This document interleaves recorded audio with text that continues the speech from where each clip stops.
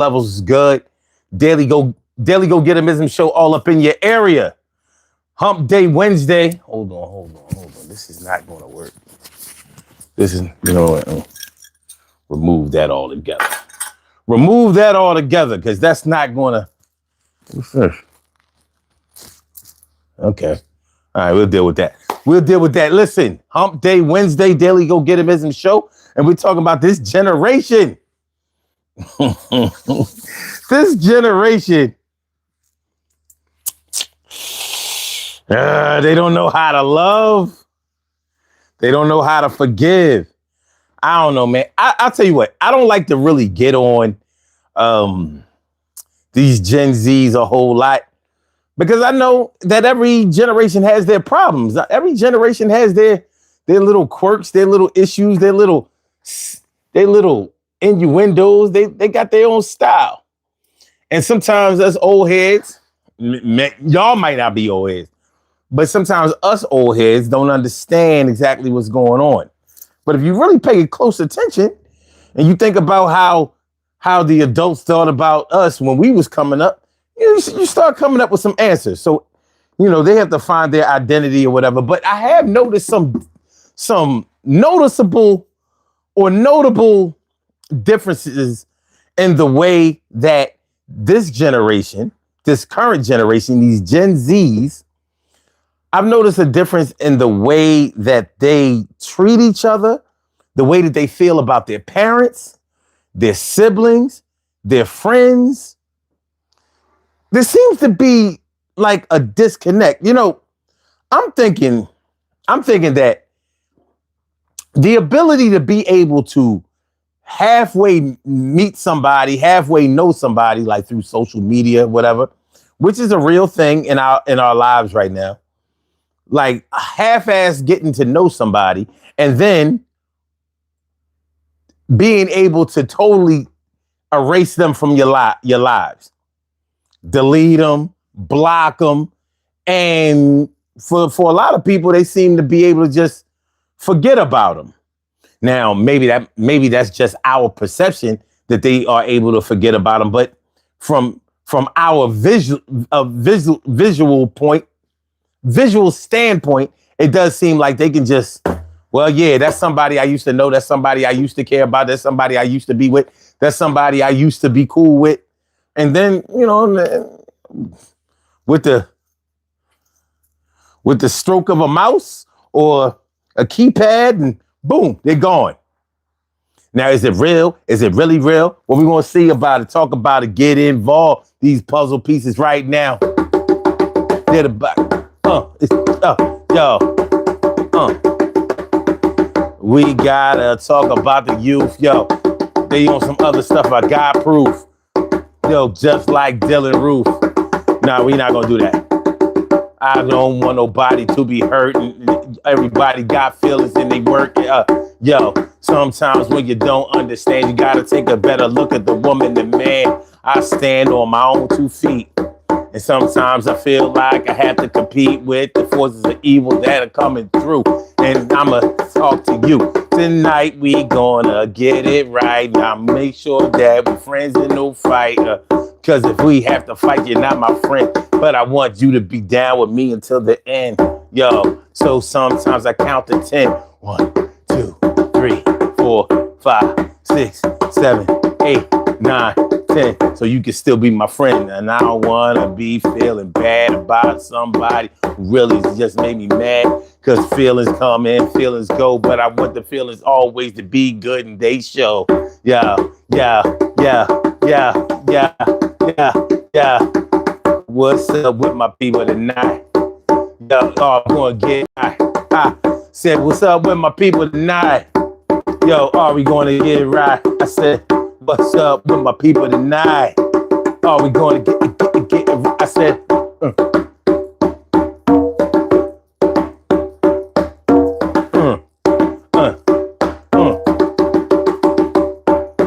Yo, TK right. Yo, Marvino. Yo, Tori. Yo. Cheryl Halsey.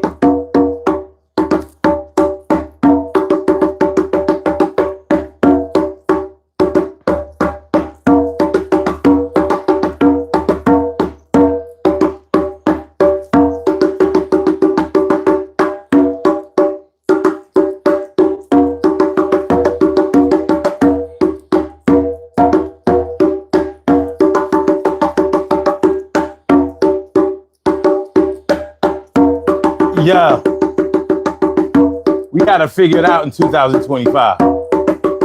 I know it's late. Speaking of late in 2025, is it just me? Or does it seem like a lot more people are getting into Halloween this year? I'm seeing all kinds of decorations and stuff. Y'all pagans, I ain't mad at y'all.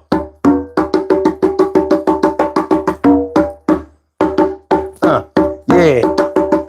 Yeah.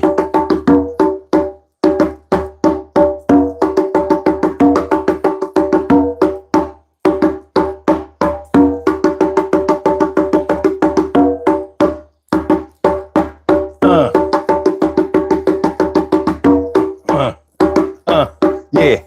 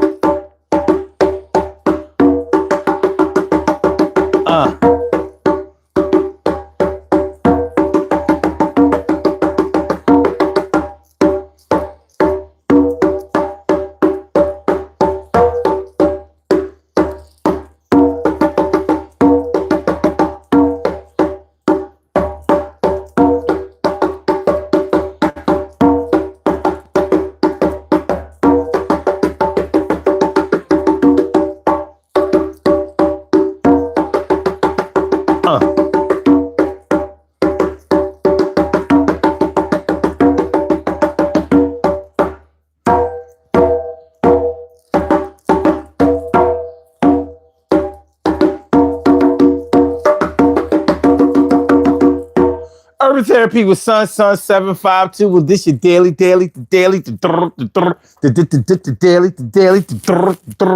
the daily go get mism show. You think it ain't when it is? You think it won't when it whiz? We are here and we are in motion. We do this thing, taking off fast lane, no coasting, and everything is gonna be all right. We talking about this generation isn't taught to love or to forgive. Is it right? Am I right? Because I could very well be wrong about this. There's a good chance that I could be totally off base about this. But I'm thinking that there's a case to be made that this generation, the Gen Z generation, does not know how to love, at least constructively, and they don't seem to be able to handle disappointment very well. So if somebody disappoints them or disagrees with them, that's like grounds for divorce. You ain't even get married yet. Yeah, well, we gonna start off with a divorce. We Gen Z, we do things differently. Whereas y'all had to get married first before y'all could separate. We separate first and get it popping later on with a marriage. All right, well, you know, it is what it is. But yeah, like this generation is interesting. And they're also concerning. This generation is interesting and they're also concerning. Because if you have a child or a grandchild that is in this generation, you know, you got to watch out for them a lot. Because, you know, when I say that they're insensitive, I guess what I'm really saying is that many of them are desensitized. Like they don't see the problem with the violence and the death. A lot of them, not all of them, But many of them are taking lives at young lives. I'm talking about they are 14 and 15 and 16 years old, and they have already taken the life of 2 or 3 or more people. Like that was unheard of when I was coming up. I never met a killer, that was my age. Like wait, hold on. Wait a minute. A killer? Like, yeah, some people who knocked somebody out or that hurt somebody or rolled on somebody or beat up somebody bad or whatever. But to actually take a life, that wasn't something that we played around with in the Gen X. The Gen Xers, we didn't do that. We understood the consequences of it. But this generation, it just seems like they'll take a life and take it on the chin. Like, yeah, well, I'm going to spend the rest of my life in jail. Oh, well. And I'm like, oh, well. Do you understand what that means? Like, I don't know. Maybe they're too high to understand whatever. But that's just on the negative side. But I guess what we're talking about overall is not really of a positive thing. But we're going to get into it. We're going to get into this thing, man. See if we can figure out something, because we have to give them something that will help them to transition into adulthood a little better, or a lot better. Because I don't know, man. It just seems like they got a lot going on. And whatever you think a lot is, double that, triple that. You know what I mean? Whatever you got to do with the numbers, do that. So, yeah, this generation is not taught to love or forgive. Now, is that true? Is that 100% true? No, how can I say? I can't say if they don't know how to love, but I will say that the evidence doesn't support that they know how to love. I can say that. I can say that with some certainty. Now, I want y'all to make sure that y'all know I'm talking about the Gen Z generation, not the millennials.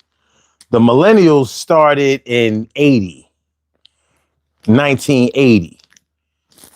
So I think they had it from 1980 up until like, I don't know, 2000 or something like that.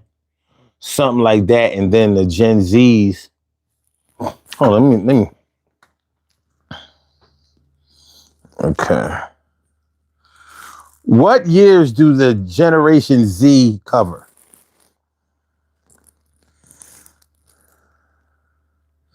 (1997 to 2012). Sheesh. So what? Well, damn. So when I say this generation, what is?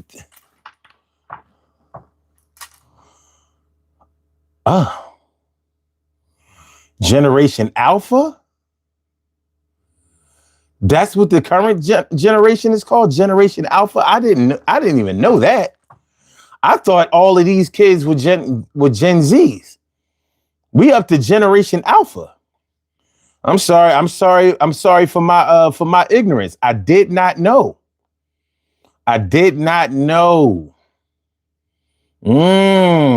Oh, millennials were from 81 to 96. Okay, I had that right. Gen Z, 97 to 2012. Gen X, 1965 to 1980. Well. Ooh. So you have a Gen A, a Generation A, and a Generation B. So Gen A is Alpha and Gen B is Beta? What the hell? Okay. Anyway, keeping it step. So what are y'all initial thoughts? What do y'all think? Do y'all think that this generation, and I'm talking about the Gen Zs, So I guess I have to mix the Generation Alpha in there, because if that started from 2012, or should I say 2013 to now, shoot, they got 12 years in. They got 12 years in. Old enough to carry a gun in today's society. It's crazy. It's crazy. And there are so many things that I've seen them be influenced by, which would explain some things about them that we would rather not exist. But these are the things that we have to deal with.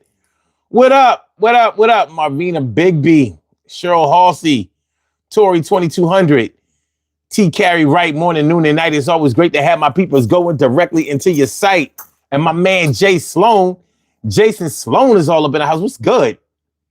And JJ, what up? What up? What up? Jason says, most sources say Gen Z started in 1996 and ended in 2011. So Gen Z are 14 to 29 years old. My people's Bryce. Yo, I'm good, man. I'm feeling like a real man should. What up with you? What up with you, man? We about to have this conversation about these Gen Zs, and I guess these Gen Alphas that I just got introduced to tonight. I didn't know. But yeah, I've noticed that with these Gen Z cats, they grew up in a different computer era than we did. You know, they kind of missed the era of the tube TV, the picture tube TV. You know, the regular TV with a big back that was heavy as shit. You know what I mean? A little harder to steal. You know, I come from an era where a 32-inch was a big screen. A 36-inch was like a giant screen. Now with these Gen Zs, you can't even put a 36-inch flat screen in they room. Like, yo, this little ass TV. What is this? This all I got a tablet bigger than this. I got a tablet bigger than this, Dad. What you doing? What you doing? Stop being cheap. So, you know, they missed a lot of things. They missed home telephones. Many of them don't know what it's like to have a home telephone. You know, they don't know what it's like to dial, to hear a dial tone.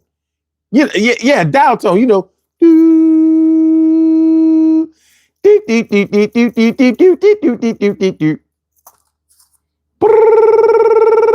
You know, regular phone, regular ring, no music, no answer tones. They didn't get that. So because many of them or all of them have grown up in an era where technology pretty much guided almost everything that they do. You know, us Gen Xers, we come from a time when you couldn't use a calculator in school at all. You could use it at lunchtime. It was a nice little thing to have in your book bag, but you better not ever think about pulling that thing out in the classroom. Well, this generation, they can do that. They can pull out a whole server and still flunk the test. I'm a big battle rap fan. I'm a big battle rap fan. Can I tell you how much of these, how many of these Gen Xers, these Gen Zs be teasing me because I pay for battle, because I actually pay for what I get, for what I buy online. They like, you pay for the event? Damn, old head, you got. And I'm like, what? They're like, don't nobody pay for that shit. You ain't got nobody send you a link? I'm like, no, I don't. And they laughing. I mean, they literally typing it out. You paid for the event. Damn.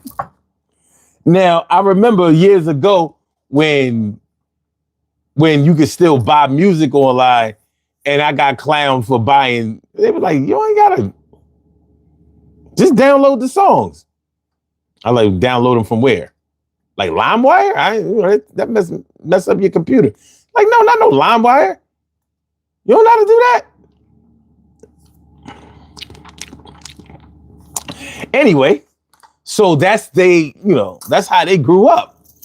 So they grew up being able to get around the system, and I'm not going to say that they've learned pretty much a dishonest way of obtaining things or getting what they want or whatever, but it's teetering on that for sure.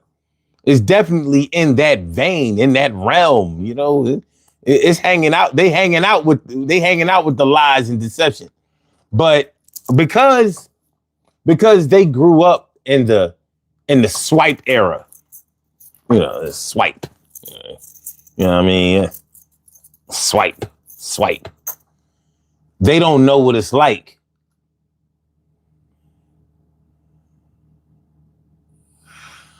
They don't know what it's like to pretty much go through what we go through. They don't know what it's like they don't know what it's like to go through what we went through.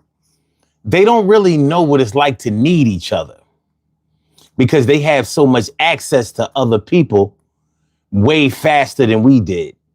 At the same time, certain things that bother them didn't bother us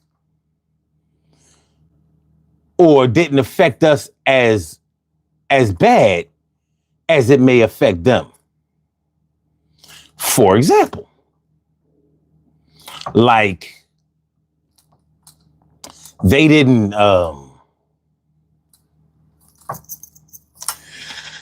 okay. For example, the whole bullying thing. And this is coming from the millennials. Their whole concept of bullying. That's not our concept of bullying. Like, now that ain't bullying. They just teased you. So you just tease them back. We didn't crumble under that. Many of these cats, they crumble under this. And, they're not used to being criticized or teased or, you know what I'm saying? What we used to call, getting bust on. He was busting on it. Now you can't say busting. They got to say bidding because busting, you got to say pause. Oh, no, you can't say busting. What's busting? Oh, no, old head. You pause, old head. Anyway, it's different. It's different. So, whereas we depended on each other more because we didn't have an internet where we could meet thousands of friends and have hundreds of thousands of followers, you know what I mean, by manipulating an algorithm or something like that. We didn't have that. So the friends we grew up with, we treasured our friends. We kept our friends. We maintained our friends. We valued our friends. I think that it feels like friends for this generation take on a whole new meaning. And I don't want to say that they don't even know what a friend is. I don't want to say that. But I'm not sure if I'd be wrong, you know what I mean, in saying it. Okay.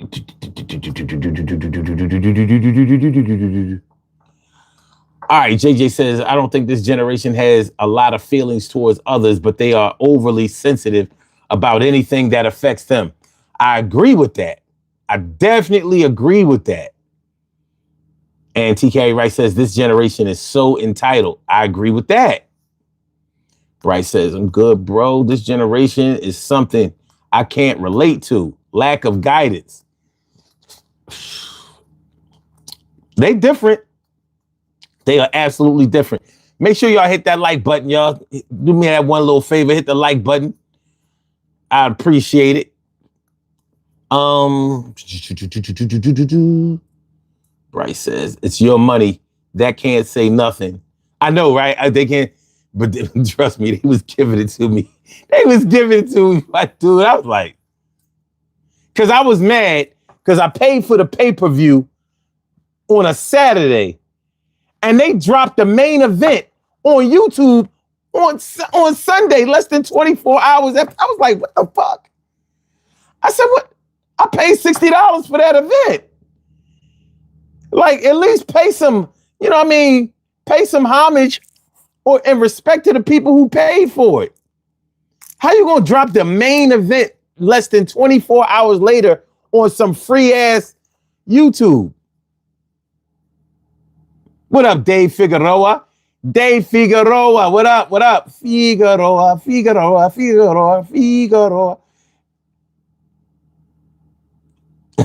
Bryce says, I was the same way with getting music. I paid for it back then too. I mean, look, I don't know about not paying for shit. Hey, trust me. God damn. Trust me, if somebody would have put me on how not to pay, I would have definitely taken advantage of that. I would have taken advantage of that, but I ain't know. And they clowning me just because I ain't know. I'm like, but I know how to use my phone. I know how to use a computer. You know what I'm saying? I can do stuff. I Bluetooth, Wi-Fi. I got a VPN. I know how to, I'm down. Like, you don't know what the fuck you doing over here. Jay Sloan says Gen Z is interesting. They're simultaneously very outspoken about issues and feelings, but also very fragile and easily hurt and unable to handle confrontation without crumbling or crashing out. Where's the lie? Where the lie at? Where the lie at? Says, And Jason says, Gen Z is also known for their lack of social skills. Whenever I meet one who's just normal in social interactions, I'm pleasantly surprised. Normal by the standards of older generations. Right. Because the way that they have learned to interact with each other has been more this way instead of actual person. They haven't. This is honestly, this is one of the things I have against homeschooling. And, you know, I get in discussions with people who homeschool all the time. And I say to them, I said, you know, homeschooling is only as good as the home teacher. And one thing you lose with the homeschooling is those social skills. And people tell me, no, because they have friends and blah, blah, blah. I said, yeah, they have friends, but there's something to be said about the social interaction that you get from going to school and being with the same classmates all day, going from grade to grade, seeing each other progress and grow. You know, like going home for the summertime when you like 12 or 13 years old and coming back 3 or 4 inches taller. That kind of shit. You can't get that homeschooling your kids. You can't get it. That's not possible. It's not available. So, you know, I'm not saying that they can't learn, but it has an effect on their social skills. Ain't no way around it. But don't nobody want to hear that about their kids. And I don't know, maybe your kids wouldn't be able to do it, or maybe the kids that you know wouldn't be able to have no good social skills, but mine do. I'm like, hey, this ain't an indictment on your kids.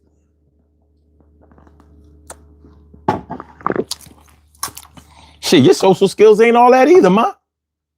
Only reason you want to homeschool your kids because you ain't like school. You damn dropout. Anyway.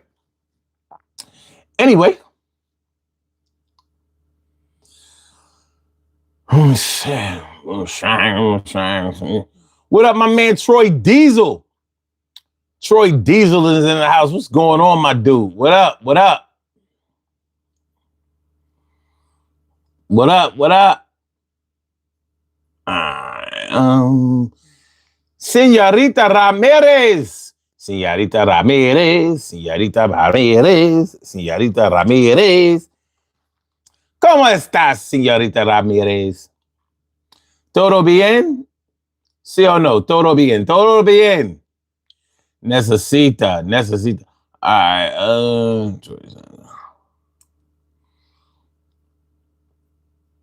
All right, Marina says, going to school teaches them how to deal with kids who are not their friends.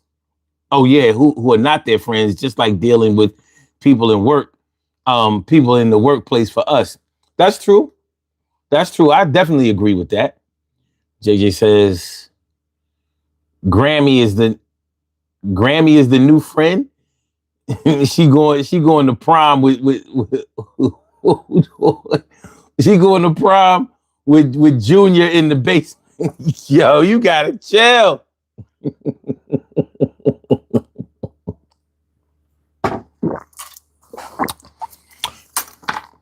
But there's something to be said about that, yeah, because you don't get those social functions, you don't get those class trips, you don't get those field trips, you don't get that disagreement over class material. You know what I mean? Those little, how some teachers would have a reward system. Like if there are no absences for a month or some shit like that, then y'all get a pizza day and stuff like that. You can't get that at homeschool. You can't get that. So it has, and that's not to say that everybody out here is homeschool. We're not doing that. We're not saying that. We're not even implying that. But what we're trying to do is figure this whole thing out, because there's definitely something to be said about the whole thing, man. Get this allergy pill popping, because I don't want no problems. I don't want no problem.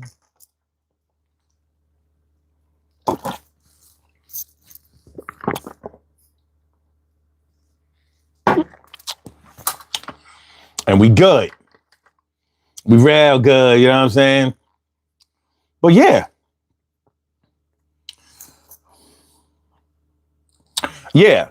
The way that these Gen Zs socialized. Now, a lot of them took a big hit during the pandemic. Like with my daughter, it had a really, really negative effect on her ability to be able to, socially interact, because she started high school on a computer instead of in person. And not meeting her high school classmates until she was a sophomore, it had an effect on her. Whereas before, she was definitely more gregarious. She was friendlier. She was more socially interactive. As much as she could be, her mom wasn't what I would call strict, but she didn't allow them to have a lot of wings to fly, her and her brother. So, but yeah. So, going through a situation like that. Now think about you being 12, 13, 14, 15, whatever. Let's say from ages 12 to 17, going through that, masks on faces. You know what I mean? You're going from being in regular school and seeing your classmates every day to not being able to see them, or being allowed to even come out and see them for an extended time. And then, it not being able to go out for at least like a year, when most of the social functions and stuff were closed down. 2020 was a hell of a year. And if you were a young person at that time, it could have really had a negative effect on how you socialize. So a lot of their socializing was right here on the internet. You know, Snapchat, IG, Twitter. You know, from what I understand, Facebook is for old heads. Only old heads on Facebook, so you know it wasn't that. But IG,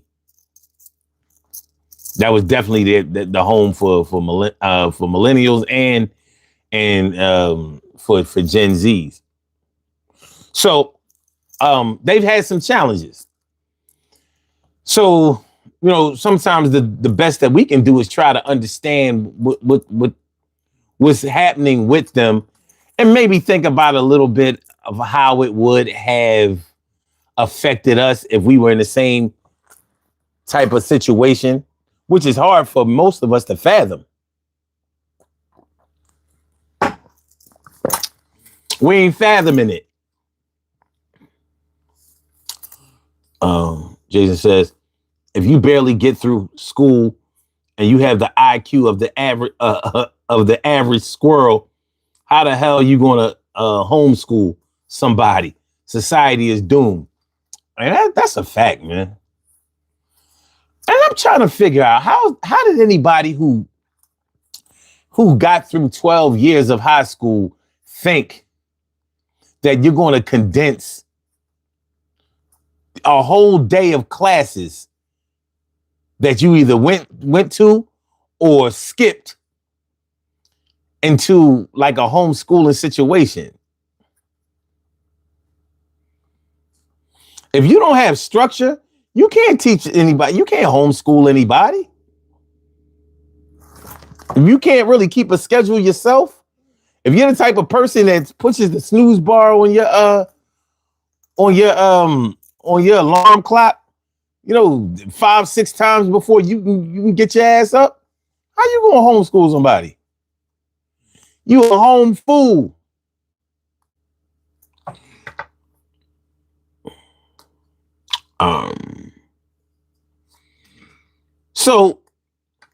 So Maria says they miss out a lot on fun functions and socializing with one another. That's true. Jason says, I talk to my goddaughter several times a week. She's 19 and a sophomore at USC. Every conversation leaves me like, so you know what I'm talking about. They different. They are different. They have a different set of challenges that we really know nothing about.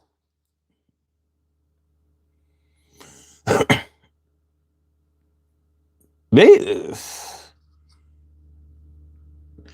text more than they talk, and they good with that.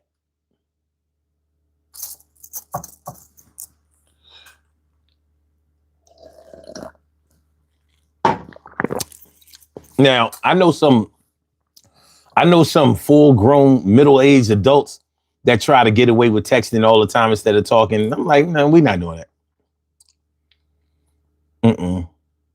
No. To the point where I don't even trust nobody that texts with two hands. Like, you too young. Only young people text with two hands. You know what I'm saying? Look, I text with one hand. One hand holds the phone and the other one does the texting. When I see this, I'm like, oh nah, let me get the fuck on about here. They're tripping. Like, yo, nah,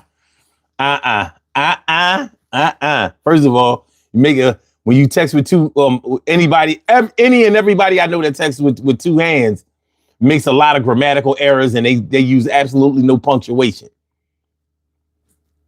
You know what that means? That means you're a Gen Zer. At the very least, a millennial. Shout out to y'all 80s babies. Jeff Sprayberry, what's good? How you feeling, my dude? And Marvina says, my daughter is a nurse. She complains about the blue collar patients. I said, respect them. They built the car that you drive and the highway you drive on. They make the crap that you buy at Walmart. She has no respect. Damn. Damn.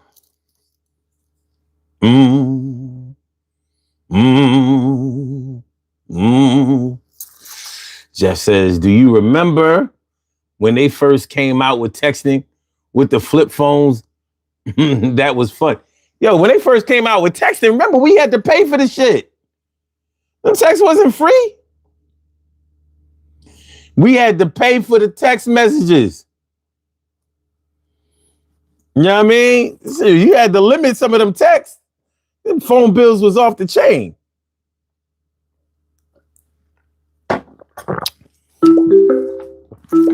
Them cellular phone bills was doing numbers.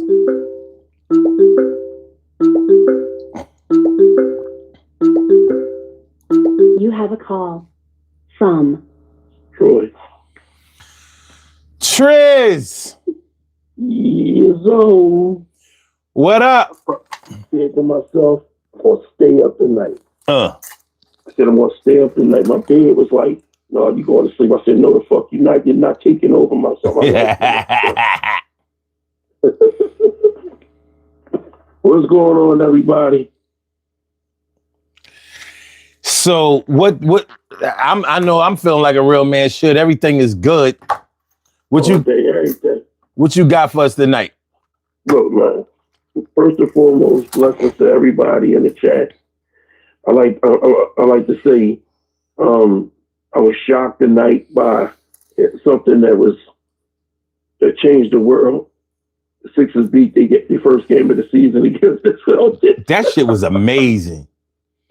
That shit was amazing. When I saw the score, I had to go back and look at the highlights. I was like, get the fuck out of here. The young boy is youngin'. The young boy. He doing his thing. He did his thing tonight. We might got somebody. Maybe.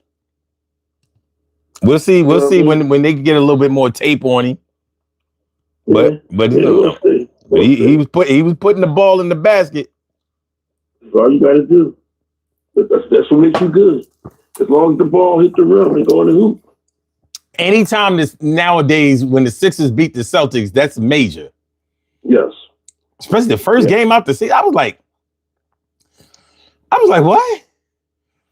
I mean, you ain't gonna get me You ain't gonna get me to watching basketball again. That's not gonna happen. And Joel Embiid had 4 points. Yeah. Yeah. But to the topic, I was listening to everybody. And I was listening to you, and everybody have excuse the voice, by the way. I got my Barry White going on right now. Okay. But practice what you preach. I got so much to give. But the thing about it is, the days you got to realize something. The parents are younger. The grandparents are almost of the same age as their kids. They had the kids. And there's really no elders like the grandmothers and grandfathers have went on to glory. You know, the great grandparents. Mm-hmm. You know, they're not getting the wisdom and knowledge and understanding of how to approach life. They allow TikTok and YouTube and Instagram and music to influence them rather than listening to what the elders can tell them or their parents can tell them. Mm-hmm. And they're followers. There's more followers than leaders. Mm. You know, you sit back and you see certain things. You go on YouTube or you see these kids jumping on people in the city and you're like, here's a gang of them. I'm pretty sure it's 3 or 4 of them that didn't really want to do it. But they did it because they're followers. You see? And that's the thing about it.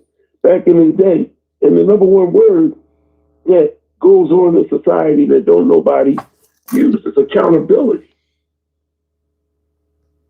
You know, there's no accountability. Nobody's being held accountable These kids are not being held accountable for things they do.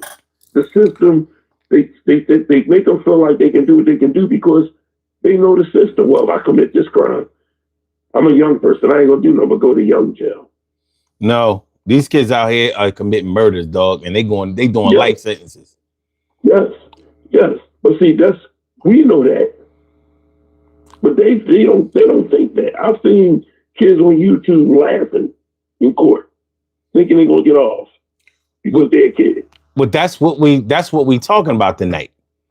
You know, their insensitivity or lack of sensitivity when it comes to their social structure, or even the consequences of their actions. Like, they don't seem to get it. But how can you be concerned about your consequences when you can without a conscience, I guess, take 2, 3, 4 lives before your puberty is even finished? You 14, 15, 16 years old. You're not fully developed. And you already got 3 bodies? Like, what are you talking? What? And you don't feel no kind of way about it? So it's like Call of Duty and Fortnite, and you know what I'm saying? It's like it's real to them. Yeah. Except nobody is regenerating. Nobody is respawning. Yeah. It's they sit back. One thing you just mentioned was consequences or conscience. They don't think about the consequences because they don't have a conscience. If they had a conscience, because as kids, that's what we had. With us, I know I did. I know my conscience kicked in with I was like, look, if I do this, this is going to happen. So I'm not going to do that shit. I thought about certain situations. I foreseen them before it happened. These kids today, they don't care about consequences until they get in that sweat box. You know what the sweat box is? When you get down, when they just take you to the precinct and you've been taken down to the big house, to the state prison. So when they put you in that precinct, that's when you got time to think, like, damn, I could have just walked away from that. And all of a sudden you think either you go in there with an instinct of you developing a conscience now, or you go in there with an instinct of I'm a thug now, I'm locked up. I'm the man now. Now realizing you're going to be the man of state. And you're going to even be more the man when you get life without the possibility. But where is it coming from?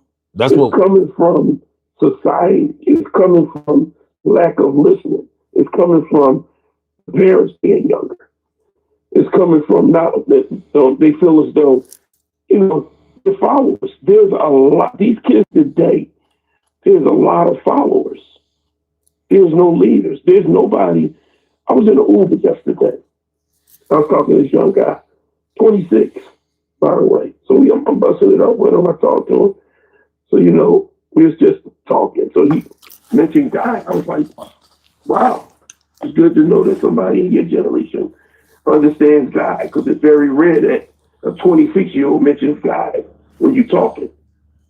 So he was like, yeah, I have a daughter, and the hurtful thing is that me and her mom is not together.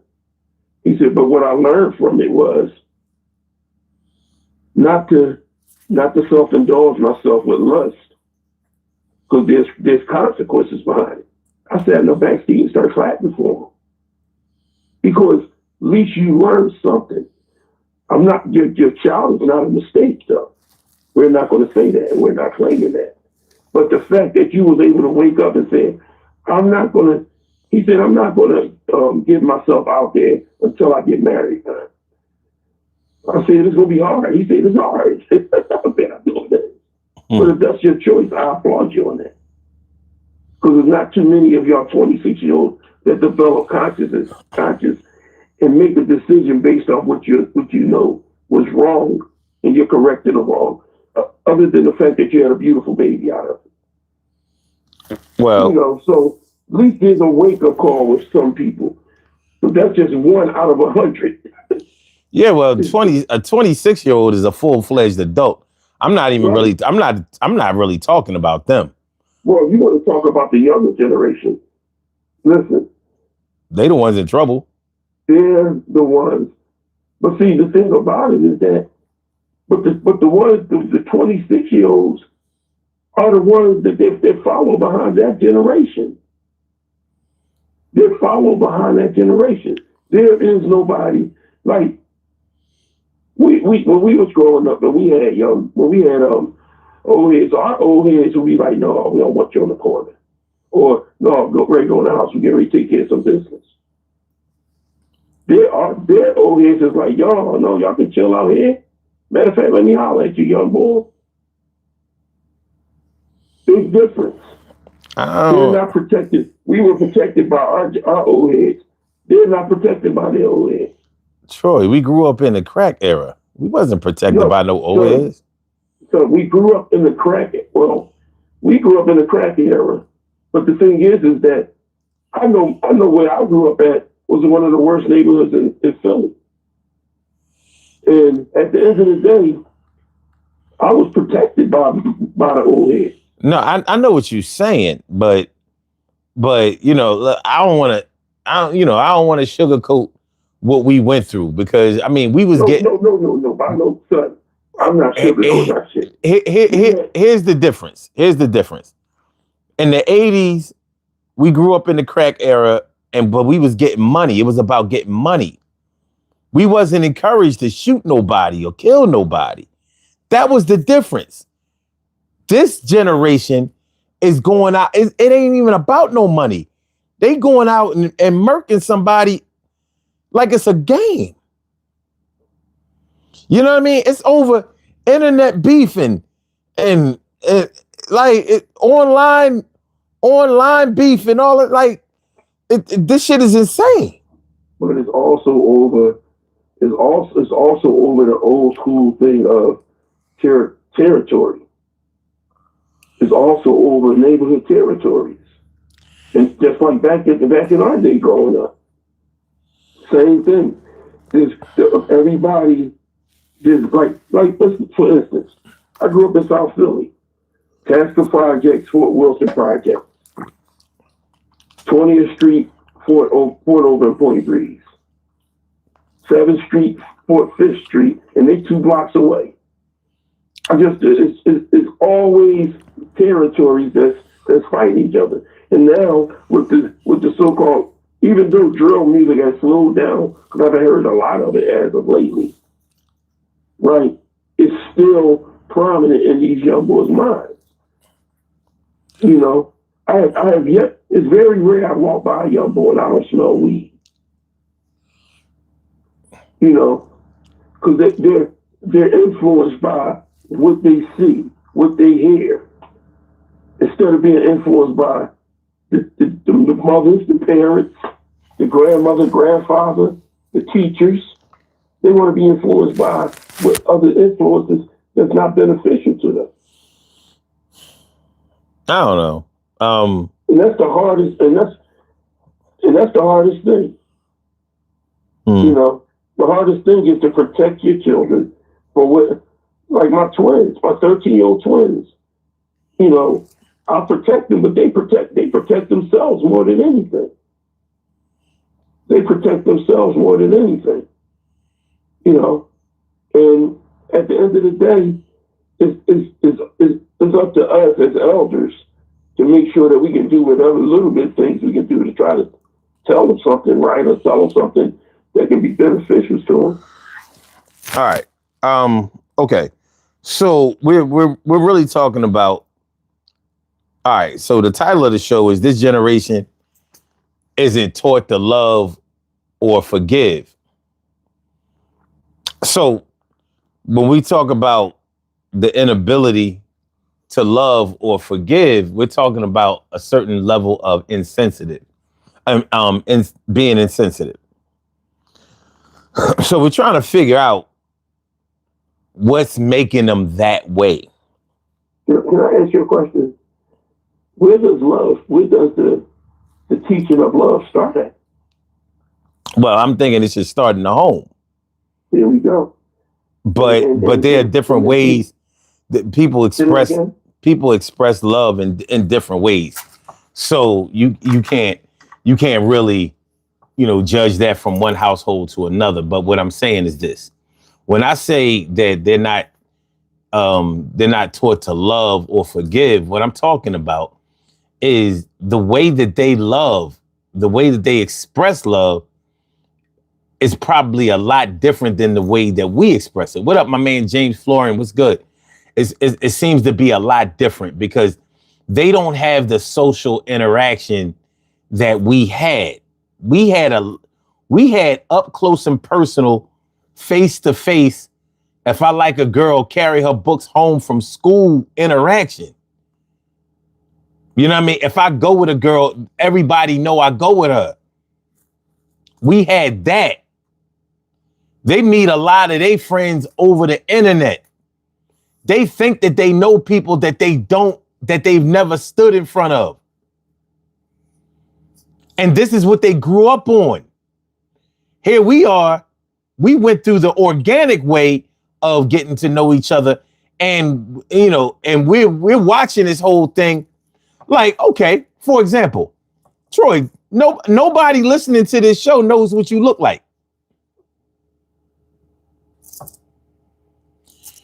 But they are cognizant of the fact that they don't know what you look like. So no matter what, if you were walking down the street and if you were walking down the street and they were walking down the street and y'all were walking towards each other, y'all wouldn't know it. Now, unless they hear your voice and can somehow say, damn, that sounds like the boy Troy. Other than that, y'all don't know each other. But we know that we don't know each other. With them, they may not know that. Because the way that they have been taught and the way that they have been conditioned to meet each other and get to know each other has been through a different channel than we know. We didn't have no 100,000 followers. They do. They got that. So, it has an effect on how they see the world versus how we see it. So it makes it difficult for us to see them in the light that they need to be seen because we have all of this history behind us of having to grow our produce with seeds, dirt, and water. They're pretty much metaphorically growing they shit in the lab, in the greenhouse. There's a difference. So the way that they get from A to Z is different than the way we have learned to get from A to Z. So these are some of the things that we have to take into consideration when we start thinking about their journey and how we look at how they look at consequences. There's no way that they could look at consequences the way we look at consequences because they don't know the process that we know. They have not lived that. They don't know that. And when we fail to understand what process they don't know, then we speak out of turn incorrectly. And that's why they looking at us like, you ain't teaching us nothing. You ain't showing us nothing. And that's where a lot of the big generation gap comes into play. And that's why I wanted to do this show tonight to try to bridge a little bit of the gap. Because all of us are adults. Ain't no kids coming to listen to no show like this. But we need this information so we can help them because they're in trouble.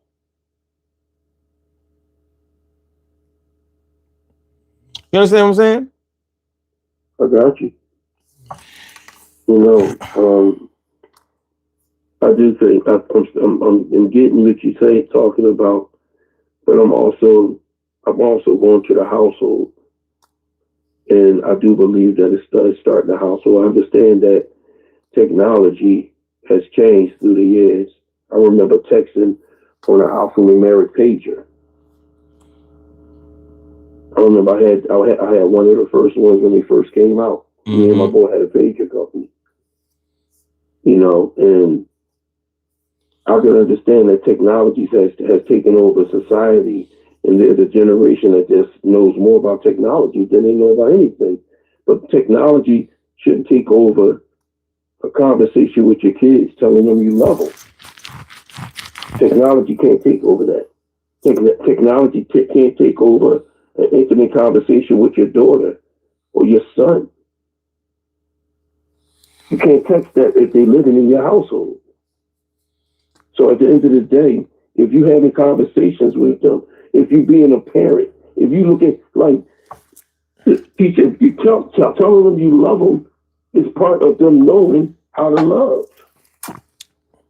Showing them you love them by being there for them, not just by giving them material things, by showing them by other aspects, hugging them, talking to them, spending time with them. So that way, like when you're walking down the street with them and you see a senior citizen that's pushing a cart or might need some help with some bags, you teach them, look, this is how you do this. You help people. And you'll go inside of them. But if you're not doing that aspect, of course, technology is going to do the other aspect. Technology is going to be their parent. And that's where everything becomes fucked up. I do agree with you on the technology part, but I also agree that I have to say that and agree that it starts in the household. We as parents have to guide. We as parents, we as grandparents have to guide our children or even other people's children. It's still a village. It's still a village. Whether you're on a bus, whether you're in a mall, whether you're anywhere, it's still a village. So I mean, at the end of the day,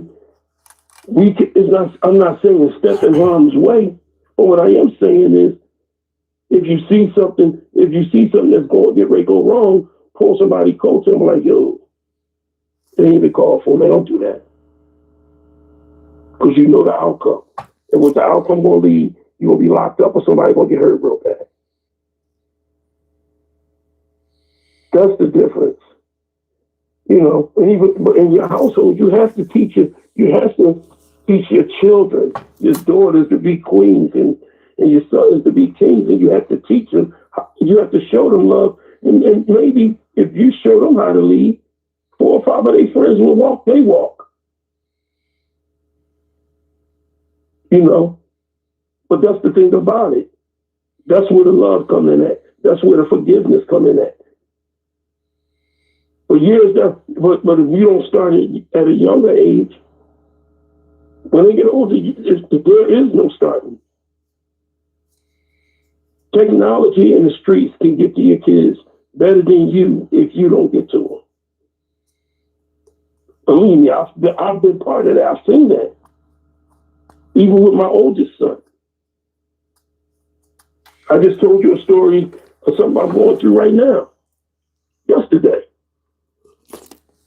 You know, so at the end of the day, there is no, and at some point in time, there's no forgiveness from things that people say or do, even with your children.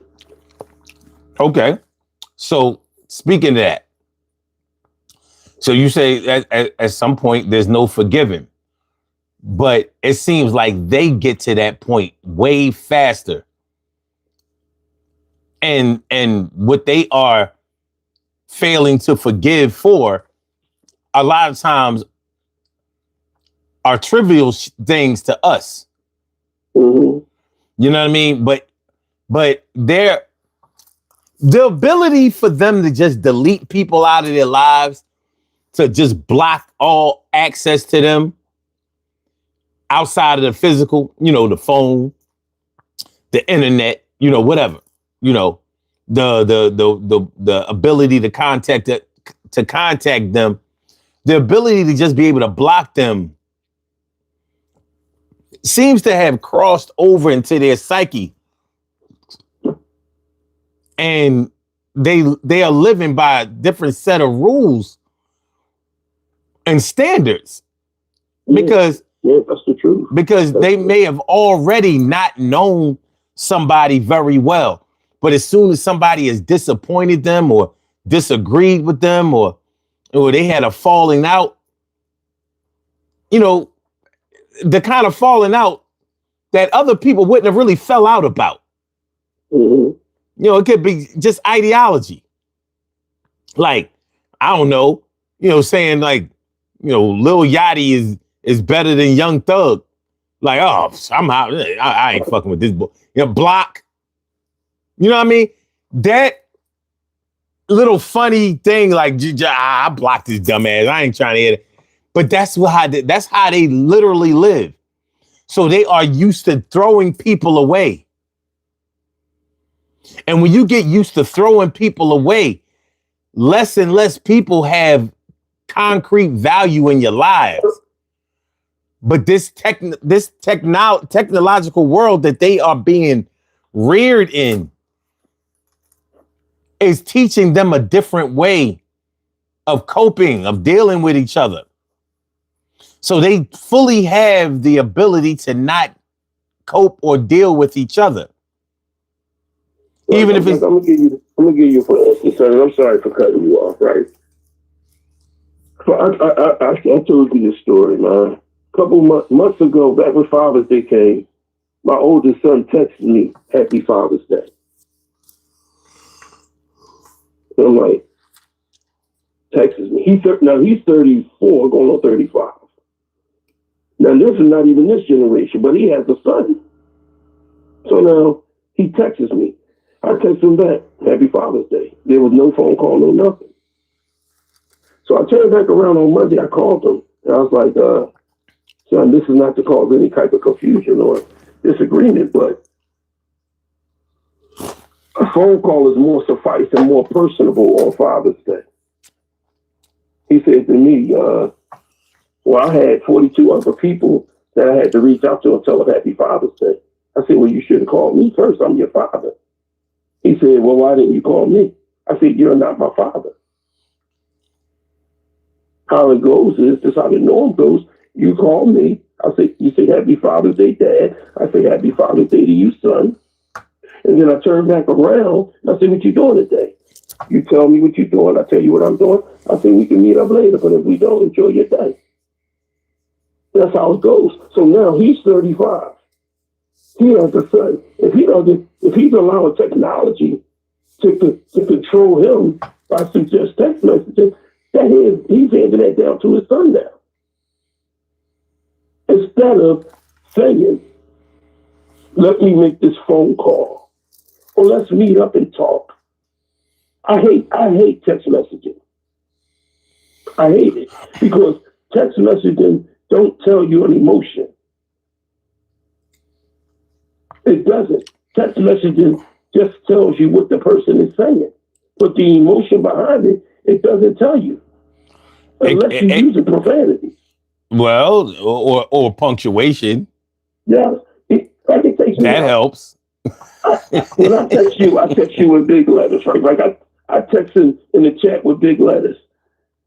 Somebody told me before, "What you do know when you text in big letters, you yelling." I said, "What?" It does symbolize that. It does. I'm saying to myself. So what you saying? I'm saying, "Good morning." Yeah, you're only supposed to use capital letters when you're emphasizing something. Well, see, the thing is that when I write, I use big letters. But not capital letters. You ain't learned that shit in school. Yes, capital letters. I write in all capitals. How'd you get away with that in school? In school, when I was in school in my younger years, I didn't do that. I know you didn't. As I got older, I was able to do it. The teacher didn't say much about it. They let you. At the end of the day, I always just wrote in big letters. Well, Donald Trump types in all caps too. Why Why you put my face to this shit right now? I'm just saying, he does. You know. But the thing about it is that if you're teaching your son, or you've been trying to teach him how to go about things, and he's 35, and you was teaching him this even at younger years, and he never gravitated to it, then it's going to be given to his son. No, you can text him. No, you can't. It's not suffice. It's not personable. It's not respectful enough. You know, and that's the thing about it. Like, if every time, you know, like I say, I'm not getting off subject because we talking about this generation that don't know about love and forgiveness. But if every time you seen one of these kids, if you seen your nephew or you seen your daughter, you seen your son walking down the street with his pants sagging down, and you pop him upside his fucking head, at some point in time you're gonna say, I can't let them sag that no more. But when you don't continuously just snap on that or stay on that, it's going to be given down to a different generation. And that's the problem. The problem is we every generation keeps handing some bullshit down to the next generation, and they think that is cool. Like us in our 50s and 40s should be walking around, you said it earlier, saying pause and glizzy, you know. Man, we fucking grown men. That's young people shit. We grown men. We have to teach these younger generations how to know better and do better. We have to. I'll tell young boys, I don't even know. Yo, I love you, man. You good? Be safe, man. Sometimes these kids never heard the word love in the household, so they don't know how to love. Well, you know. Well, learning how to love is more than just saying the words. But we're talking about social interaction. Well, the social interaction with it becomes, I believe everything starts within the household or within the community that you live in. Mm-hmm. No, that's cool. But you also have to understand how communities are set up now. You know, I mean, you got to take a different look around you now. Oh yeah, most definitely, because gentrification is very prominent in Philly and around the state now. Not just the gentrification, but you have to understand what the gentrification symbolizes. It symbolizes a lot of people that are not here, not from here, are living here now, and because of the high level of gentrification, they are defining what the soul of the city is, whether we like it or not.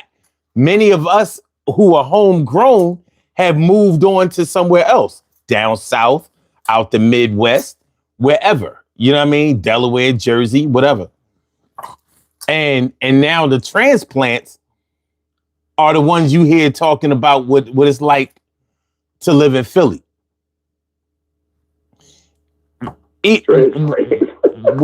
Well, that's what they are. They're transplants. You call them transplants. I mean, that's what you call when you move to a different city, and you know you're calling that city your home. So New York has dealt with this for generations, but a city like Philly, we're used to homegrown talent, homegrown citizens, but it's not like that now. You look. The city blocks are different. Now, I don't want to get into all that, but we have to understand that the older methods that we may have used are not going to work the same way. For like metaphorically, we use D batteries, a bunch of D batteries for a boombox. Now they use rechargeable speakers for a Bluetooth speaker. Same amount of power, volume,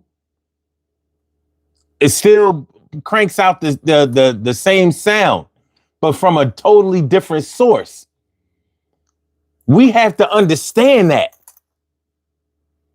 So the way that the way that our parents were raised, we were raised that way too. Our children are not raised that way. It ain't going to work. It's not going to work. There's still a lot of the same ingredients in the soup, but the soup ain't being cooked the same way. The heat source is not from the same place. So we have to evolve. Our core values are in place, and that's fine. But we have to understand that in order to reach these kids, we have to use a different source. It's not like. Can you give me examples of the different sources that you would be thinking about? Okay, for example, our parents learned from sitting in the classroom and going to a library. We learned from sitting in the classroom and going to a library. These kids don't go to libraries. So where they go to study is not the same place. Like I said, our parents weren't allowed to use calculators in school. I don't even know if they had calculators back then.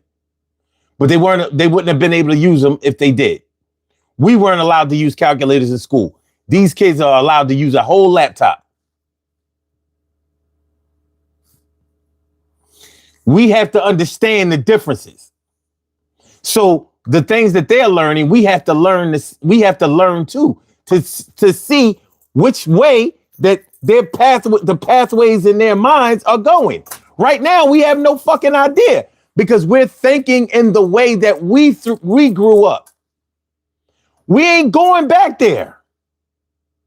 Weed is never going to be illegal again. None of it. None of the gummies, the CBD oil, the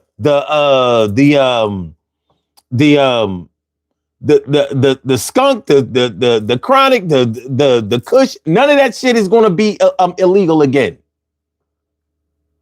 So that lets you know that we're playing by a different set of rules. So we can't keep the same techniques that we use and insist that they work today, because they're not going to. They're not going to. But what I'm asking, son, is you saying about love and forgiveness. So, but that's technology. What do you do to teach a child love and forgiveness? Wait a minute. What we're not necessarily directly trying to teach them forgiveness. What we're trying to do is teach them a healthier way to socialize, because the love is inside of their heart. But if they learn how to socialize in a healthier way, then they can learn to forgive. Because of the technology, they haven't established a social life correctly. Right, and that's where the household comes, if you're involved with that. Once your parents are involved with that, the parents have to be parenting, because the socialization starts within the household and then branches out in the streets. Now if parents are not being parents, then the socialization and the technology becomes more formative within the individual, because they're not socializing with, the parents are not socializing with them, nor are they talking to them. So they can't, so it's just like back in the day, people was like, when people said, the neighborhood drug dealer was my parent, or my father, or my friends. That's why I was out there, because they didn't get that love or that understanding or that respect or that socialization within the household. So it branched out to the street. And it's the same thing with technology. If you don't show them or do it what you're supposed to do in the household with them, it's going to branch out into other aspects.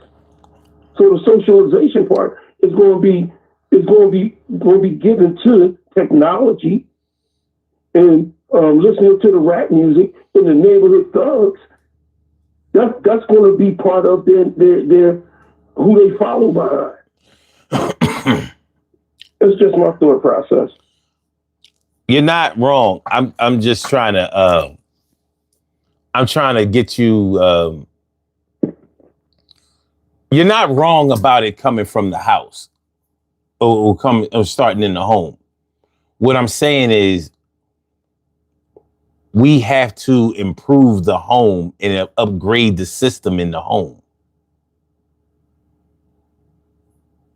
So we may have to take a deeper look into what our kids are learning in school, what they're following on the internet. Yeah. You know. Go. Now my eyes is looking in your eyes now, because that's the most important part. Today's parents are not parenting the way that our parents parent. Our parents used to, if we can, damn well, if you wasn't working, you had a job, and you came in the house, and you went to your pop house, and he called, and you had on a pair, $250 pair of Jordans. Damn well he gonna call your mom and say, "Excuse me, sweetheart, did you buy Omar a pair of Jordans?"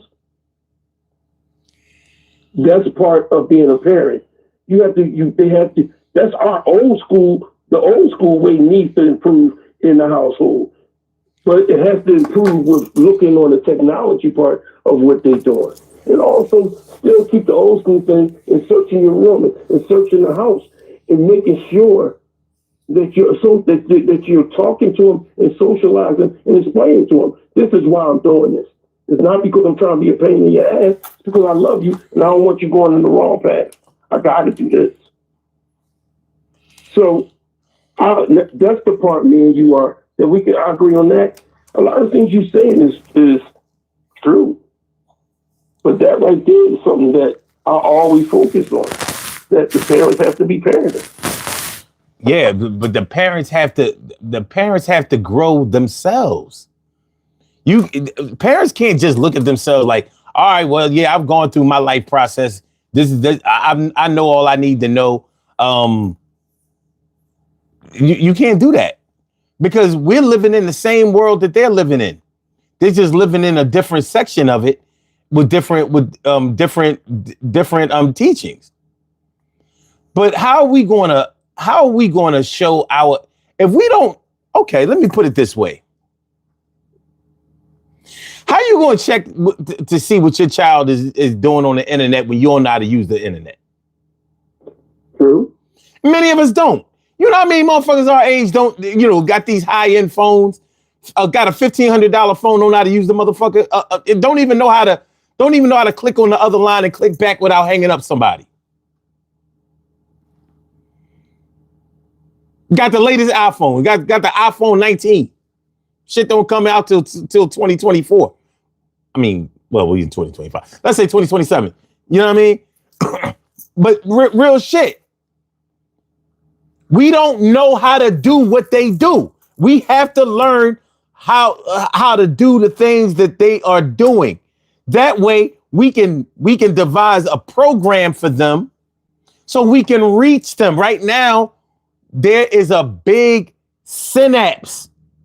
There's a giant gap, a generational gap, and a communication gap between us and our youth of today. And that's why they're getting in a lot of trouble. But when we were younger, when we were troubled youth, we were troubled because we may not have had any guidance. We were influenced negatively, through violence and things like that. So we wound up in a Glen Mills or Slayton Farms or Lafayette or some with the Hershey or whatever. That's what happened to us. That's not what's happening with these kids. These kids are taking lives. They not flashing a gun.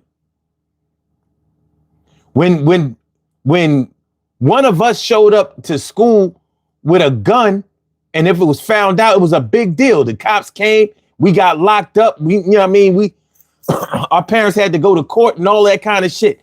These kids are showing up with a dirty gun. They got bodies on it. It's different. We were literally, if we had firearms, we were literally carrying it around for protection. These dudes have already violated. So their protection is different. Now, this level of depravity, of social depravity, probably is not present inside of your home. But because it's out here, and because our children have to deal with what's out here, we can't turn a blind eye to it. Whereas we, you know, just like you said, we were fighting over territorial shit. Like, I ain't gonna, you know what I mean? You ain't gonna be fucking all the girls from around our way.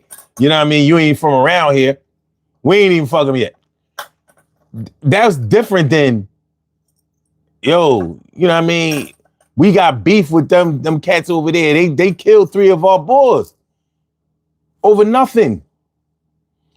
So whereas we were just trying to avoid a fight or getting rolled on or chased, these cats are literally avoiding death. When I was a teenager, you know, I had a nostalgic moment when I was coming home from work today. I was like, damn, you know what? It was motherfucking 40 years ago that I entered the 9th grade, 1985. I remember what songs was playing on the Power 9 at 9. I had a 26 waist. I remember I just made the cut for Guess jeans. Literally. It's almost November. I was on my way to getting a pair of BKs. They just came out. The Timberland moccasins was out. I'm thinking about this shit. How when I went to Franklin Learning Center, I'm meeting new friends. South Philly, West Philly, North Philly, West Oak Lane, Mount Airy, the other side of Germantown on the east side, Haines Street, Dogtown. I'm going to these places knowing that if I go see my peoples, or if I go see this girl, I better be ready to plan my route. I got to plan my way in and plan my escape, because I don't know if these cats going to act stupid. But I'm going by myself. Hopefully I get a kiss and I mean, fill some titties. You know what I mean? I'm out of the deal. But if my son now would have to, you know, even if he's not into some shit, I can't trust that somebody might not do him, do him in. Whereas, you know, he becomes a local news statistic. I didn't worry about, I didn't think nobody was going to kill me in South Philly. I hated South Philly, but I didn't think nobody was going to kill me. They just wanted to beat me up. They just wanted to scare me. But I was going to make it home. I was going to be able to fight my way through it. It's not what's going on with these cats. They will take your life and mark it off like, yo, we got one. And go make a record about it. We didn't do that. We don't come from that. So we got to get up on what would make anybody or somebody do that. Where is that coming from? So the good kids who are not into that drill shit and all that, because that drill shit it doesn't cover everybody. But it's so serious of a situation. This shit is literally fentanyl. One hit could kill you. So we can't just, lump it in with the rest of the drugs. We can't do it. We can't do it. We can't afford to do that. So we have to find different ways of being able to reach them. So maybe instead of the books that we read, maybe we got to go online. We got to learn how to search properly. We got to learn how to research. We got to go back to school. Because the school that they going to are not teaching the same type of material that we learned. It's not the same. But I believe that these children can be, I believe that they can be saved. I believe that the good ones can be saved and the bad ones can be reformed. Unless they get so far gone that they take a life. So we are literally trying to save lives now. So we got to get it together. We got to get it together. We are past the boombox culture. We are in the Bluetooth speaker culture. We have to, you know, upgrade our mentality to understand what that means. The same sound is going to come out, but the way it operates is totally different. Totally fucking different. You know, I think about this kind of shit sometimes, like take a little Bluetooth speaker and you see how much sound just a little Bluetooth, you got a little Apple, a little Beats pill or JBL, a JBL Bluetooth speaker or whatever. Not the block rocker, but just like a little joint, and it has surround on it or whatever. And you think like, imagine if we would have had some shit like this in 83, 84. Like all that sound is coming out of that little ass thing. Like how? But that's where we have come technologically. So with that technology, the pathways in the creators' brains have changed. And so it has the way that our youth understands the way that they get things, that they receive things. We got to get up on our shit. There's a lot more at stake. I mean, even if it's for no other reason but to be able to get comfortable with our kids. I mean, I want to have fun with our kids again. And it's hard. It's a little tougher. It's a little tougher. There's some things from the old school that they can get into, but we have to also understand that they have a story to tell too. They literally on some old Andre 3000 shit. Look, the South got something to say.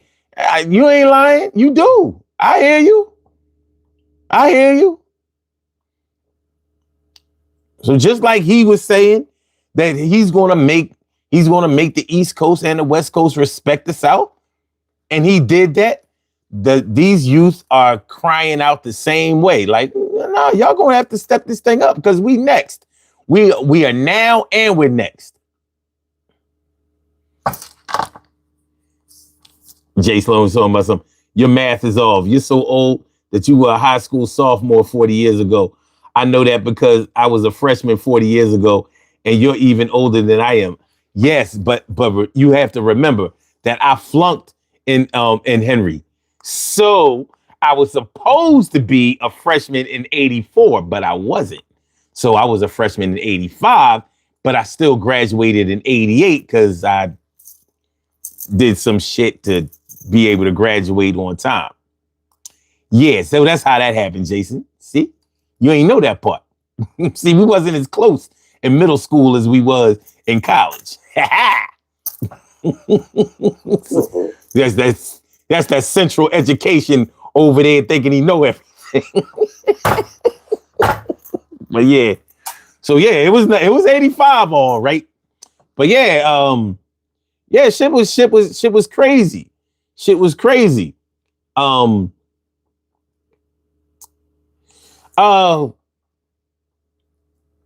yeah, these, you know, the technology of today literally steers how their thought process goes with a lot of these with a lot of these Gen Zs and Generation Alphas.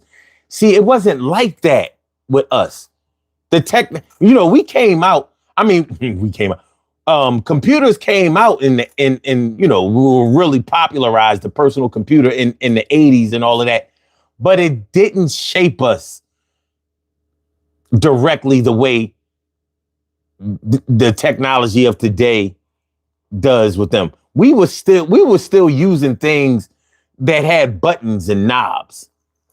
We had Walkmans. You know, we didn't have a phone.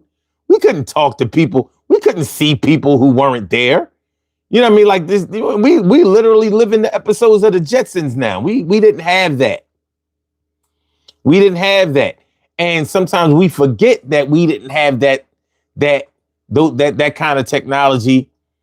And we do now, but we grew, we had a chance to grow up organically. So you know what? Compared to this generation, yo, Jason, you was messing around with computers in 80, 84, 85, 86, or whatever. Remember DOS? Remember fucking DOS? You had these long ass programs to make a dot. You make a fucking square with these long pages of programs. Remember computer language? Go to.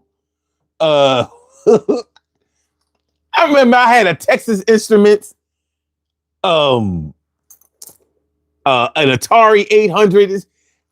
It totally useless today. Totally useless. You know, so yeah, like I said, our technology didn't drive our mental process.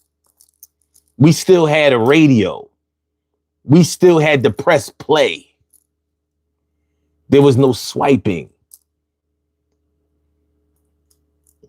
Yeah, Jason said, yeah, DOS. Wow, I forgot about DOS. I remember DOS. I was like, what the fuck is this shit? Fucking DOS. Shit. I remember Word Perfect came out. Word Perfect. Not Microsoft Word. Word Perfect. Right? This was 1990. This was what, 93? Word Perfect. So compared to this generation, we grew up in the woods like Tarzan.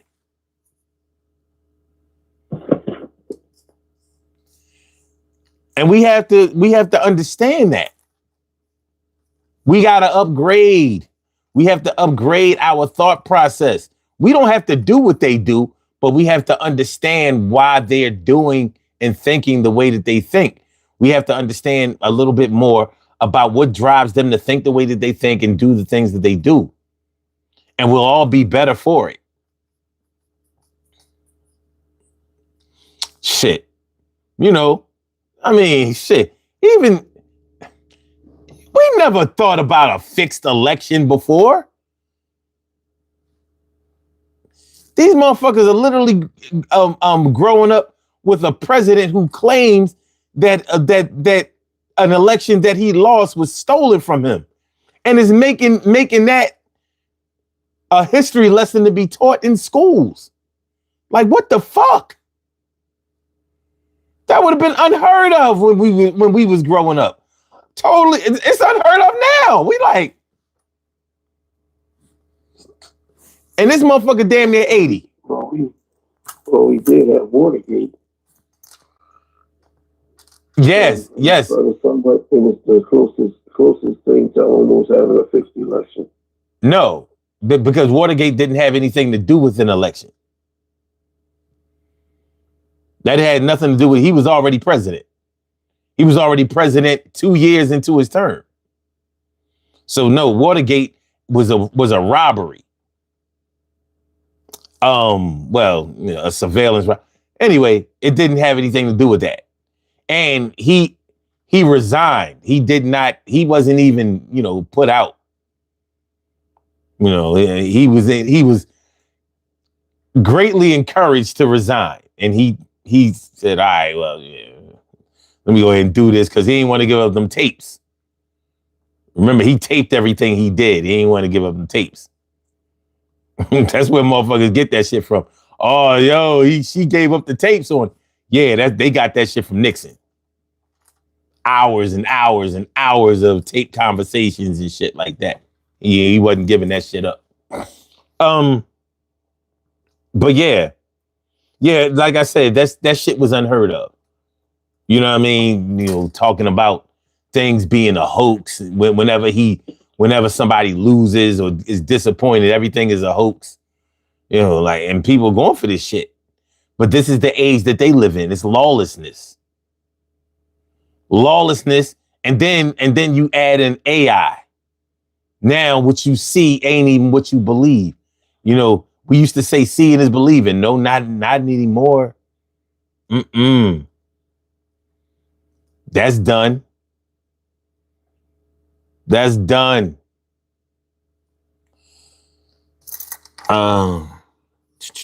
me see. Jason says we were still pretty much a TV and radio generation, just as our parents were. We had personal computers, but they didn't figure in our lives in a very significant way, and that's a fact. Jason says, and a whole lot of us only had access to PCs in school, but didn't have them at home. Right. And can you remember we were dealing with fucking kilobytes. Barely that. We sure wasn't dealing with no fucking gig. What's a gig? We wasn't dealing with gigabytes. Well, we started getting gigabytes in the 90s, but that was far advanced.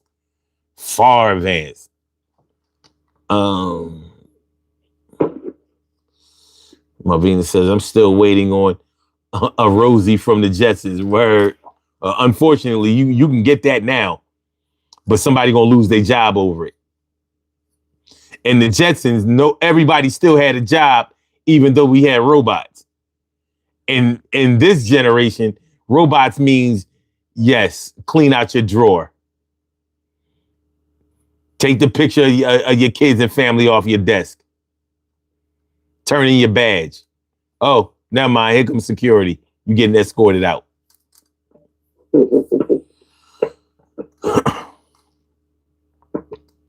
Yeah, and Jason said, and don't forget Nixon resigned in his second term. That's a fact too.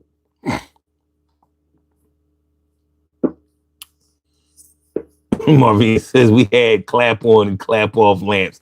We did have that. The clapper. And don't forget we had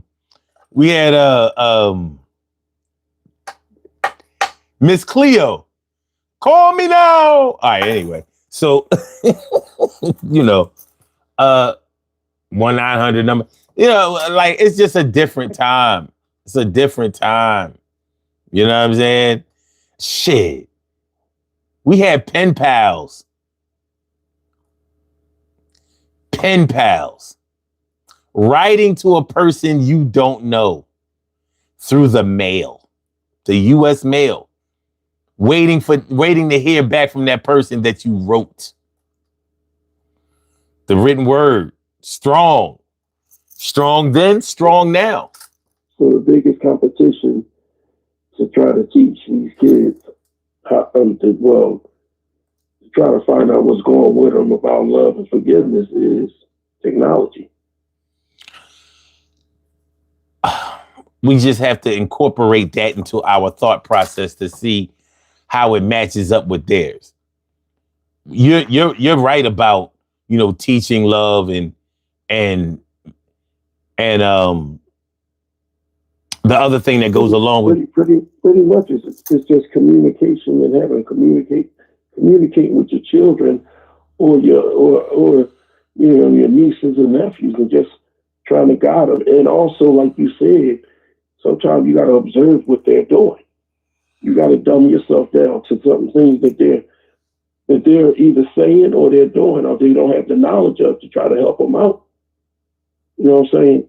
Like you have to look over their shoulder and see what they're doing on their phone. Or then you do have to go and check on their laptop. You know, like I told you a story. My daughter went on my son, caught my twins looking at something they shouldn't be looking at. I told us. So that's the most important thing. Sometimes, people sit up here and say, snitches get stitches back. Snitches stay alive, especially when it comes to your children, protecting your other children from themselves.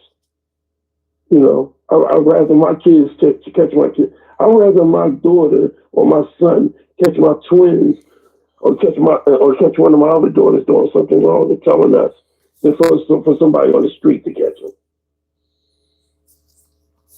Okay. That way I can protect them and I can help them. Okay, let me present something to you that even I never really thought about asking this. You ever think about asking your kids who's on their block list? No. Me either. No. I'm thinking about it now, though.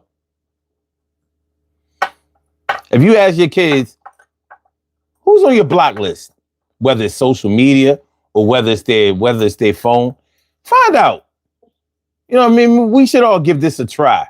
Like, who's on your block list? They don't have to let us see it, but see if they can, tell us off the top. No, they're going to have to let us see it. I would like to know. I want to see it. I want to see it. Well, some of your kids are adults, so that's why I say they don't have to let you see it. I'm talking about not the older one, because the generation we talking about is the younger generation. Well, not necessarily. Depends on how old are your kids. Like my daughter was born in 2006, so she's a whole Gen Z. Right, she's a Gen Z. Mm-hmm. My only ones that's younger, my twins is 13. They Gen Alpha. So you Gen Alphas. Mm-hmm. And my Gen Z is 20. I got a 26-year-old and I got a 24-year-old. Okay, yeah, they are definitely Gen Z, so they don't have to show you. But whether they show you or not, right? I think it would be interesting for them to just tell you off the top of their head, well, who do you have blocked? And you can tell them why you want to know. Like, I just want to see. Like, so what makes you? Let's have this conversation. What makes you block a person? What do they have to do? Because when you'll learn something about what irritates them, what disappoints them, what hurts their feelings, what gets you to the point where you decide that a person cannot contact you anymore. I just want to see. You understand what I'm saying? Mm-hmm. So I'm trying to get us up to speed on how we can communicate a little better, because as we teach them love, we may be able to, once we teach them the love, we got to get into their avenues of socialization, because that's where the forgiveness is going to come from. When we talk about somebody's block list, we're talking about somebody who's not forgiving somebody. Because if you forgave them, you wouldn't have to block them. Now, it may be for something significant, it may be for something petty and insignificant. I think blocking a person is stupid, because it hurts them even more when they call your phone and they can't get in contact with you. No, because you have to think about people block people online that maybe they used to they used to interact with. People block people on posts all the time. Well, I don't like this my post. You coming on my page, all disagreeing with me or trying to make it seem like I've been blocked plenty of times just over that. Like, so you put a public post out, but you expected everybody to agree with what you were saying. And when you get some discourse and some back and forth, then you want to block somebody. Either block them or delete them, unfriend them, or unfollow them, whatever. You know what I'm saying? The blocking part can come from a variety of sources. So it could be your phone, it could be your social media, it could be your email, it could be a lot of different sources. But so I'm just saying all of this to say that people who you may block may not have they may not have telephone access to you or address access to you. You may not know them. And that's what I've been trying to say this whole show. We're not dealing with people who are socialized with people that they really know. This generation claims to know people who they've never seen. Most of us looking at this show right now only know what I look like. Everybody else is a mystery. So we have to, the way that we interact with each other is different. James Flooring, never met him. I know him through this platform. So the positivity that I get from him and Bryce and Marvina and You Are Fire and and everybody else. I've never met these people in person. The only people that I've met in person are you and Jason and T. Carey Wright and anybody else in here. Grown Woman Don't Try Me. I'm only, as far as the people that are on here right now, that's it. That's it. So everybody else is not irrelevant, but we have to submit to the fact that we don't really know each other. I can't identify any of y'all. Not, if y'all was in a police lineup, I couldn't pick you. I'd be like, I need his avatar from YouTube. You understand what I'm saying? Like, with some of the people who have called in, like Cheryl Halsey, at least we got a voice, so we have a little bit more energy in that regard. But I'm only saying all of this to say that this generation doesn't fully understand how well or unwell that they know someone. They don't look at it in the same way. Some people in our generation get a little caught up and they forget. I've had people online that never stood in front of me tell me that they know how I think. Or tell me that they know me. And I'm like, okay. You know what I mean? Like, hey, I'm not, they say don't argue with a fool because don't argue with a fool in public because the public won't be able to figure out which one is the fool. Jason said, I work for the government. I know what all y'all look like and where y'all live and your social security numbers. But don't worry, I'm very trustworthy. I'm gonna just keep account. I'm just gonna keep checking my account all the same. You know what I'm saying? But like I said, no, real shit. This generation does not know who they know or who they don't know. They don't know. They literally don't know who they know or they don't know. And here we are trying to connect with them. You know what I'm saying? Coming from a foundation where we had to know people in order to say that we knew them. You know? Real shit. Mhm. Real shit. All right, man. We about to get on about it here. We got a few minutes left. I want to go over the poll question. Let's see. Do you think that this generation finds it easy to turn off their feelings towards each other? And 52% says yes, they don't give a fuck about anything. 52%. Now there's only 27 people who answered it, but that's a high.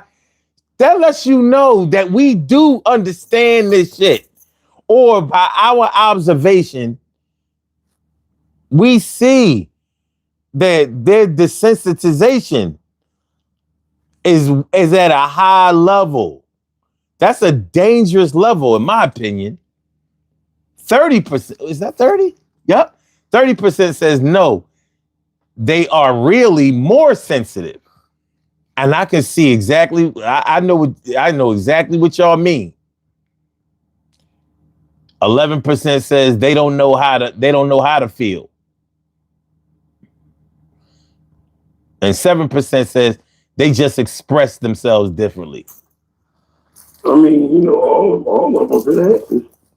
You know what I mean? Nobody's wrong. Nobody's wrong. Nobody's wrong. There are perspectives here.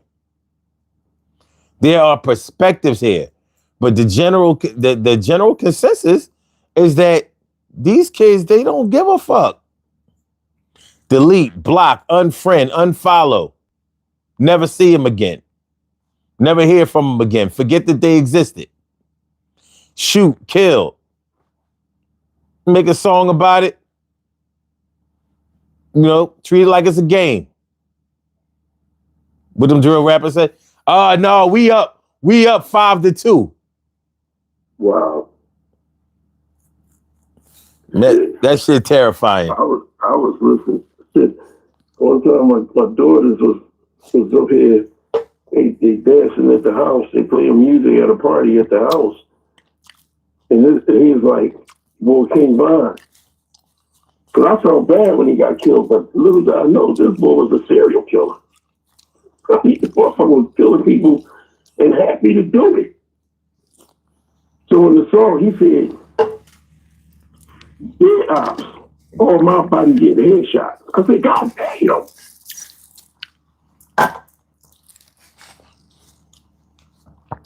Like, Wabi he's smiling. While he's dancing in the video, he's smiling. YBC Duel, same thing. Same thing. They're going to somebody's grave, trying to dig up their grave. And then they want you to feel sympathy when they get off. See, their video life is not AI to them. That shit is real. That's real. Shit, the boy, look. The boy NBA Youngboy, he on tour now, selling out stadiums. And the shit he be saying is the same shit. The same shit. Yeah. So it's technology, is shit that's influencing them through the music. You know. And then you turn back around. Like I said, we have to step, like you said, we got to step our game up, but we have to learn them, but we got to verbally step our game up and take over what we need to get. We need to get the family back in order or get these kids back in order. Because at some point in time, we might be extinct. We might be a what? Extinct. Oh, extinct. That's an old word. Yes, it's an old word. Now you just get deleted. We might just get deleted. We might be in the damn Academy of Natural Science. What's that dang dinosaur? What about that over there? Oh, that's a Negrodontus. Negrodontus. She's wild. She's wild. His name Leroy. And the other one name is Muhammad. Yeah, they're like Girl music and everything. All right, man. We want to do these birthday shout outs and get on the body here. All right, boy, man. I'm going to holler at you tomorrow. Thanks for everybody. I'm glad everybody was in the chat tonight. You know, always love everybody. Much love. Be safe. Be blessed. Enjoy your day today. It's been a pleasure, my dude. Happy birthday. You know, it's always a pleasure being on here with you, bro. Without a doubt. All right. Love you, fam. Yo, man. Love you back. All right, fam. Peace. All right, y'all. We have some birthday shout outs to do. Some people were born on this glorious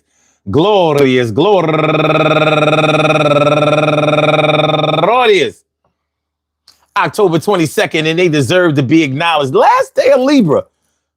They deserve to be acknowledged. So let's go about our business of acknowledging them and making them feel special because they are special, because they are special, because they are S-P-E-C-I-A-L. They get the R-E-S-P-E-C-T. They are S-P-E-C-I-A-L. They get the R-E-S-P-E-C-T. They are S-P-E-C-I-A-L. They get the R-E-S-P-E-C-T. They get number one out the box, Dawn Horton.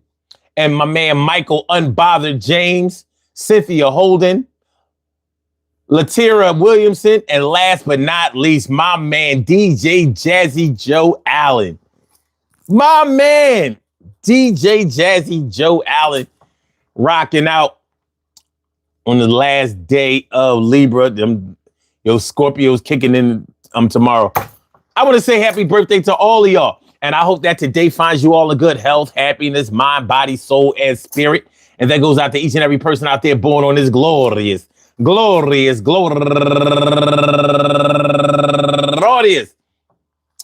October 22nd, anywhere out there in the world, worldwide, internationally, and universally. All of y'all go ahead and turn up. But don't turn up too loud. Just turn up loud enough so everybody can hear you. Rock out, rock on and do the damn to rock out. Rock on and do the damn rock out. Rock on and do the damn thing. You do your thing, y'all. Represent the queens and kings. You do your thing, y'all. Represent the queens and kings. Good things happen to those who wait. Great things happen to those who grind. And anything can happen to those who go for theirs. So go hard, go for yours, and go hard, go for yours, and remember, today's youth, man. You know, one thing that the old heads taught us that we may forget sometimes is that although they say that you can't teach an old dog new tricks, that was a lie. It was a lie from the first time that the first person told it to right now. You can learn and advance at any age. And if we fail to do so, that means that we are leaving ourselves and our youth in the past while we live in the present and try to make it to the future. And we can't do it. We can't burn the candle at both ends. We can't explode the dynamite from both sides. We have to make sure that we make our mark and try to connect with our young people as much as possible. We have to learn how they learn. We have to learn the way that they learn. We don't necessarily have to learn their way for ourselves, but we have to learn the way that they learn so we can be able to reach them. Right now, it just feels like there's this deep well of confusion and miscommunication and misunderstanding. And we would best serve ourselves to step ourselves up a little bit more. We can't take on the mantra or the type of feeling or thought process that we already got ours. We already know enough. You got to get where we've been. Our parents were able to say that to us, and they were right. But we were in the same technological space that they were. Our kids are on some other shit, quite frankly. And so we gotta try to get on their level so we can communicate with them better.